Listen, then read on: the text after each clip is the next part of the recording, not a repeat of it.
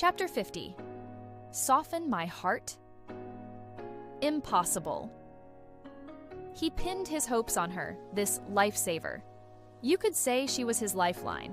If he knew the person who saved him was Grace, she believed Adrian would unhesitatingly transfer all the kindness he'd shown her onto Grace. After all, Grace wasn't like her. Grace wouldn't waste Adrian's feelings. She knew damn well how much damage leaving abroad at that time would do to Adrian. At most, she'd tell him sorry. She wouldn't soften toward him. If she softened toward him, who'd soften toward her? Being soft-hearted wasn't some virtue. At least not in her world. Adrian had treated her really well before. So what? It was based on saving his life. She wasn't the one who saved him. Grace was a mute who only knew how to give silently. The odds of this getting exposed weren't high, but nothing was absolute. Before then, she needed to secure a good marriage for herself, in case Adrian found out later. His revenge wasn't something ordinary people could handle. Deciding to go abroad was partly for this important reason. She'd decided long ago to draw clear boundaries with Adrian once college started. She didn't dare keep a ticking time bomb by her pillow, in case she got blown to bits by accident. Ava was held tightly by Adrian, his whole body pressing on her. All that muscle. She could barely breathe. Don't push me away. Drunks were so damn annoying. I'll help you shower. You smell too strong. I don't like it. Ava's sweet voice carried some helplessness. Such a strong alcohol smell. He was too drunk to notice at all. Ava doesn't like it. Go shower. Adrian released Ava. She pushed him to sit up. She threw off the blanket and got out of bed. Drunk Adrian's clinginess was outrageous. He held her hand, almost his whole body leaning on her. Ava struggled to steady herself. Less than half an hour, and she felt like she'd absorbed all the alcohol smell too. She was thinking about running the bath for Adrian, then taking a shower herself. Next instant, splash. Huge water splashed up from the round tub. In the warm bath water, the girl's pure, delicate face showed some shock and confusion. Then the man hugged her from behind. Ava, you haven't bathed with me in so long.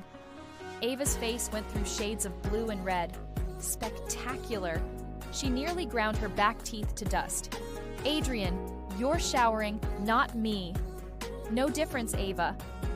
Just as Ava was about to speak, fabric ripping echoed in the bathroom.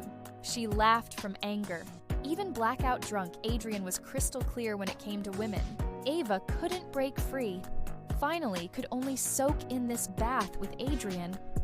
What surprised her, besides holding her and kissing her, Adrian didn't do anything else.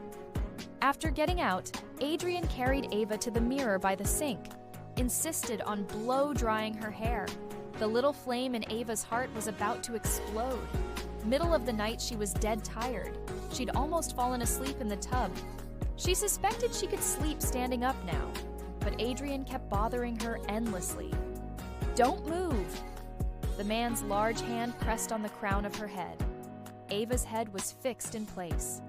Through the mirror, she watched Adrian lower his eyes, looking extremely focused. He grabbed the hairdryer hanging on the wall, fingers sliding through her wet hair. The hairdryer's whirring filled the bathroom. The warm air made Ava drowsy. Adrian used to love blow-drying her hair. Most times he'd stand behind her, half embracing her. Even after 6 years, Ava felt no unfamiliarity with this motion and position. She had no memory of when her hair finally dried. When consciousness returned, it was already morning. Eat. Ava followed the voice. Adrian stood with arms crossed, leaning against the doorframe. His handsome face showed no extra expression. Black short hair, unstyled, just casually falling at his forehead. Less of his usual elite vibe, more casual, but that cold face, no amount of casual could make him approachable. After speaking, he turned and left. Ava rolled over on the big bed, changes his tune fast in daylight. Like drunk him and sober him are two different personalities. At the table, Ava drank coffee, staring straight at Adrian. After eating, go pack. We leave in half an hour. Miss the time. Buy your own ticket back.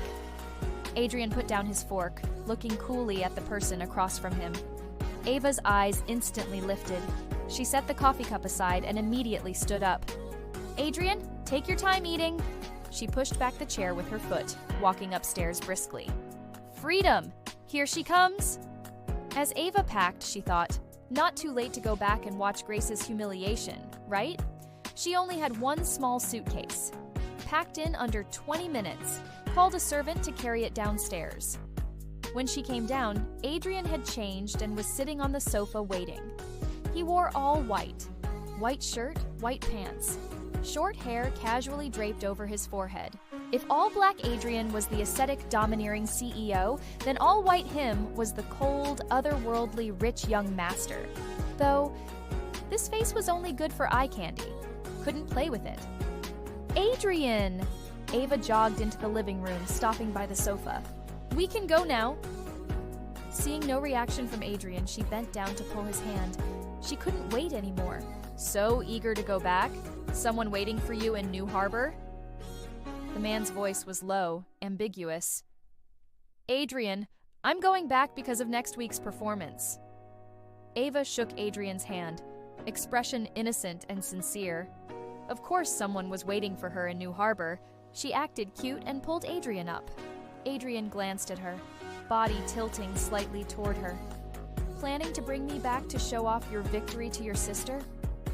Hearing this, Ava immediately released Adrian's hand, stammering, "I wouldn't. I know you're just taking care of me because I was hurt." "I know my place. Won't get the wrong idea." Adrian stared at her. After a long moment, he spoke coolly. "If you hadn't saved me, I wouldn't care about you." Ava nodded slightly. "I know," looking all wronged. Something complex flashed in Adrian's eyes. He dropped a "You coming or what?" and strode outside. Only then did Ava lift her head. She smiled, eyes curved, watching Adrian's back, shrugged a bit helplessly, stubborn mouth. The lifesaver identity was so useful. Without that relationship, she wouldn't have this much control over Adrian. Grace was really dumb. If she'd just said she was the one who saved Adrian back then, she could have gotten her dream romance years ago.